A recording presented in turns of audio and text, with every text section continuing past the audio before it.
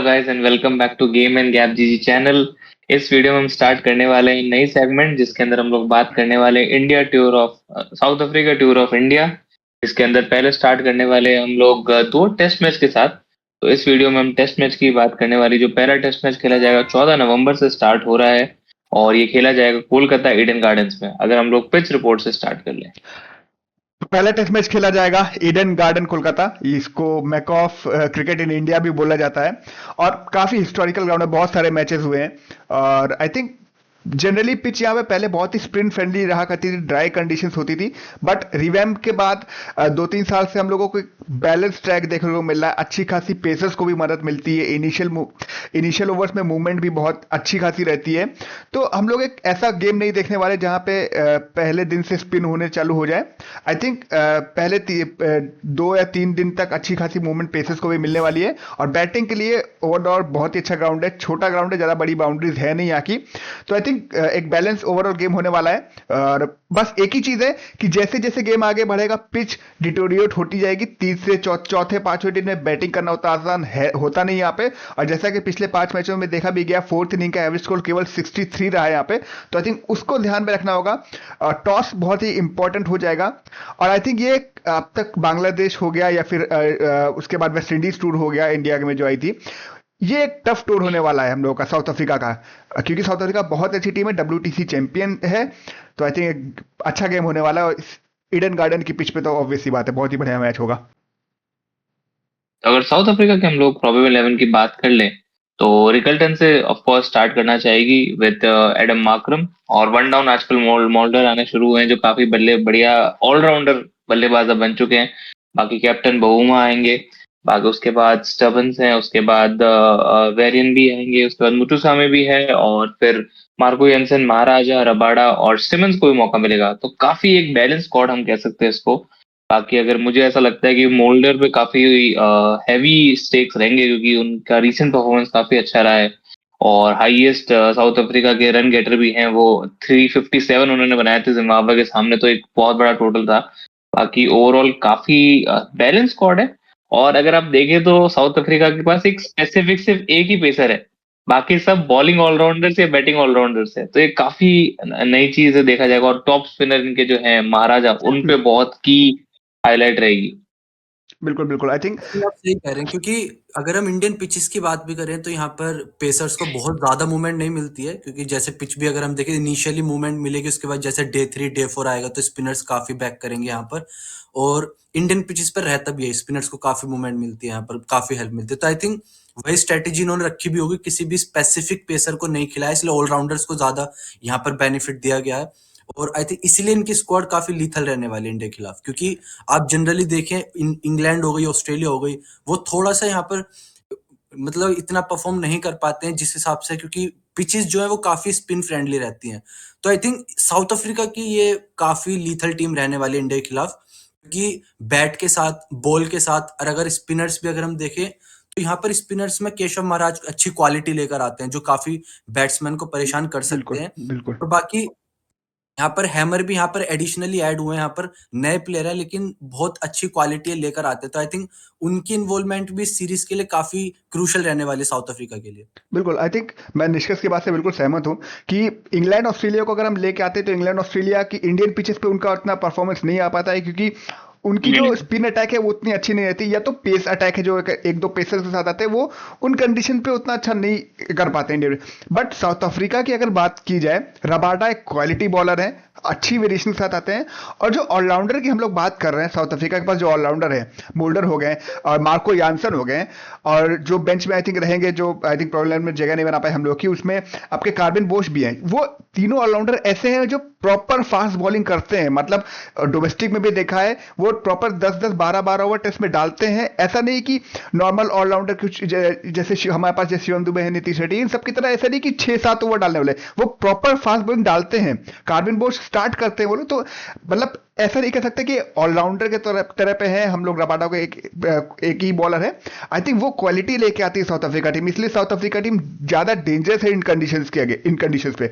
और रही बात स्पिनर्स की, तो केशव महाराजा बहुत ही अच्छे स्पिनर है और नो डाउट सब जानते हैं उनको, इन पिचेस पे कैसे वो डेंजरस हो सकते हैं। साथ ही साथ सिमोन हार्मर जो कि पाकिस्तान में बहुत ही अच्छा परफॉर्मर रहा है उनका, 2 5 विकेट हॉल लेके आ रहे हैं। और साथ ही साथ इनके पास जो एक स्पिनिंग ऑलराउंडर है मुथुस्वामी, वो भी बहुत अच्छी बॉलिंग करा रहे हैं और स्पेशली बैटिंग से भी एक वैल्यू देते हैं। तो आई थिंक साउथ अफ्रीका की स्क्वाड यहाँ पे कहीं ना कहीं मुझे मतलब अंदर से एक होता ना, हर एक छोटा सा डर लग रहा है कि इंडिया की स्क्वाड से थोड़ी बैलेंस स्क्वाड मुझे साउथ अफ्रीका की लग रही है।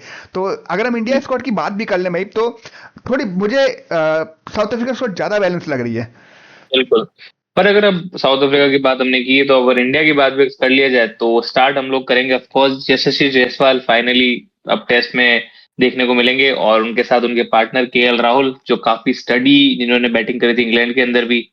और होपफुली साई सुदर्शन इस सीरीज में अच्छा करे, मतलब जो इंग्लैंड में वो कैरी ऑन नहीं कर पाए थे इस इनिंग में वो कैरी ऑन करे और बढ़िया खेले। बाकी शुभमन गिल से बहुत उम्मीदें रहेंगी, क्योंकि ऑस्ट्रेलिया का उनका जो टूर रहा वो काफी खराब रहा, तो उसको अब कवर अप करने के लिए जो इंडिया होम टूर है साउथ अफ्रीका के सामने वो जरूरी रहेगा। बाकी important Rishabh Pant come back कर रहे सीरीज के अंदर फाइनली, जो अनऑफिशियल जो टेस्ट हुआ अभी साउथ अफ्रीका के खिलाफ उसमें भी काफी अच्छी बैटिंग करी उन्होंने दोनों इनिंग्स में। बिल्कुल तो और उसके बाद अगर हम लोग बैटिंग ऑलराउंडर्स के ऊपर हमारे आ जाए तो जडेजा और सुंदर हैं।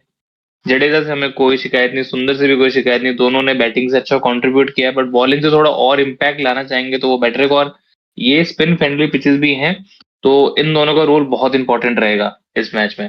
बाकी मैं स्पेशली बात करना चाहूंगा ध्रुव जुरैल की। रिसेंट में उन्होंने बहुत बहुत अच्छी बैटिंग करी है, बहुत अच्छी। अनऑफिशियल टेस्ट में भी दोनों इनिंग्स में 100 मारी उन्होंने।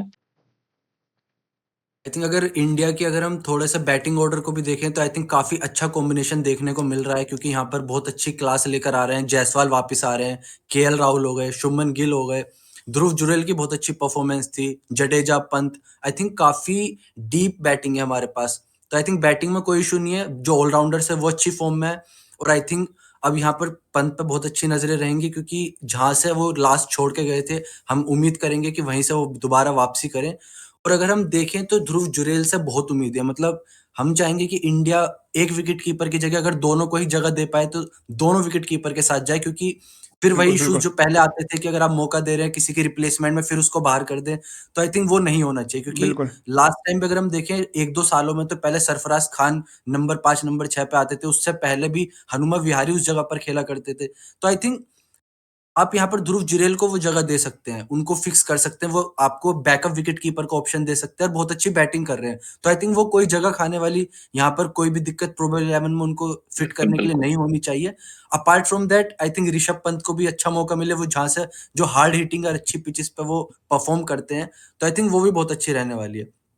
बिल्कुल बिल्कुल, मैं पूरी तरह से सहमत हूँ आपकी बात से। और दो चीजें जो आपने बोली ना कि जुड़ेल के बारे में, आई थिंक वो बिल्कुल एग्री करता हूँ।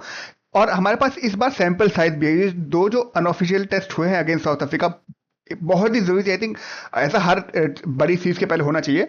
तो मैं छोटा सा एक ब्रीफ दे दूं दोनों मैचेस में। पहला मैच इंडिया 3 विकेट से जीती थी, और दूसरा मैच इंडिया हारी है 5 विकेटों से। तो आई थिंक एक साउथ अफ्रीका ने बहुत ही अच्छी कमबैक की थी दूसरे मैच में, अराउंड 417 रन चेस डाउन किए थे। तो कहीं ना कहीं देखी जाए तो हमारी बॉलिंग थोड़ी सी वीक रही है। अ, हालांकि जसप्रीत बुमराह नहीं थे, लेकिन बट फिर भी आपकी जो स्क्वाड में आकाशदीप है और सिराज है, वो इस मैच को खेले थे, उतना कुछ इंप्रेस खासा नहीं कर पाए। कुलदीप यादव भी विकेट लेने में असमर्थ रहे। हाँ, प्रसिद्ध कृष्णा को 2 विकेट जरूर मिले थे, पर प्रसिद्ध कृष्णा हमारे पास इस स्क्वाड में है नहीं, उसका हिस्सा नहीं है। और ऑब्वियसली बात है कि आप 3 से ज्यादा पेसर ले जाके कुछ फायदा नहीं है कि आप 2 ही को खिला पाएंगे। आकाशदीप आप वापस अच्छा किया, उन्होंने कुछ खराब किया नहीं। हाँ, बात यहाँ पे आती है कि ध्रुव जुरैल, आई थिंक यही होता था कि ऋषभ पंत जब इंजर्ड होते थे तब जुरैल को मौका मिलता था, और जब जब मौका मिला उन्होंने बखूबी उस को डिफाइंड किया है अपनी जगह को। वेस्ट इंडीज के अगेंस्ट शतक, उसके बाद साउथ अफ्रीका के ये जो 2 प्रैक्टिस मैच में उसमें सेंचुरी। तो आई थिंक नंबर 5 पे अगर पंत खेल रहे हैं तो नंबर 6 पे ध्रुव जुरैल को होना चाहिए। सेकेंडली उन्होंने 3 सेंचुरी लगाई हैं पिछले 5-6 इनिंग्स में। और रही बात आपके पास अदर ऑप्शंस क्या है, आप नॉर्मल पिछले मैच में आपने देखा था कि पिछली सीरीज में आप देवदत्त पडिक्कल को लेके चले थे, देवदत्त पडिक्कल साई सुदर्शन, ये दोनों में से कोई। साई सुदर्शन आपके नंबर 3 पे खेलेंगे। देवदत्त पडिक्कल का परफॉर्मेंस नहीं आया है, दोनों अनऑफिशियल टेस्ट में भी उतना अच्छा कुछ परफॉर्म नहीं कर पाए हैं। 15-20 रन बनाए उन्होंने। तो आई थिंक कहीं ना कहीं आपके पास ऑप्शंस भी नहीं है, तो आपको जुड़ेल के साथ जाना ही पड़ेगा। और आई थिंक एक बहुत ही अच्छा मौका भी है जुड़ेल के लिए अपनी पोजीशन को पूरी तरह से नंबर 6 की पोजीशन को एकदम सॉलिड कर लेने के लिए। और आई थिंक देखा भी जाए तो जडेजा नंबर 7-8 पे सुंदर, बहुत ही अच्छी डीप बैटिंग लाइनअप है। दिक्कत केवल एक ही है, आई थिंक मुझे जो दिक्कत लग रही है वो है बॉलिंग की।